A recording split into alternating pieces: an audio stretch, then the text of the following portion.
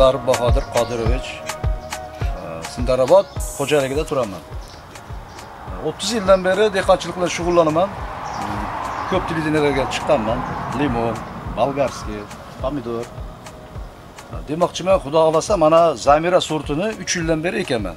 Bungacha Sabina ekardim. Buni ekkan, buni xususiyati bu chiroyli pishadi, yirikroq, salqinda ham pishaveradi. Mana masalan o'zlaringiz ko'rishingiz mumkin hosilni.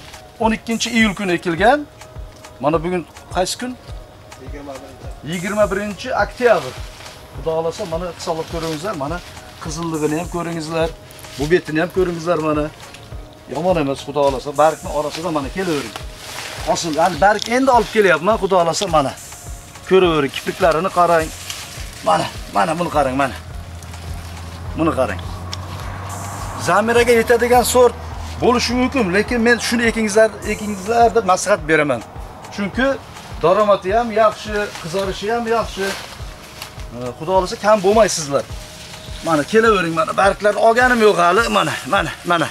Buni ortiq qanday berish kerak? O'zingiz aytavering, mana. Mana Zamira F1. Hazera firmasiniki. Maslahatim shu. Yana nima deyman sizlarga? Ekingizlar, baraka topingizlar. Hazera firmasidan olingizlar urug'ni. Zamira deganni olsangiz bo'ldi. Yana nimalarni aytishim mumkin? Xudo xolasa endi bu ham mana klient kelib sotamiz endi xudo xolasa. Narxlar yomon emas. Xudo xolasa shu bugun 10-12 ming bo'lib qoldi. Teramiz xudo xolasa. Bo'yani barakasini bersin.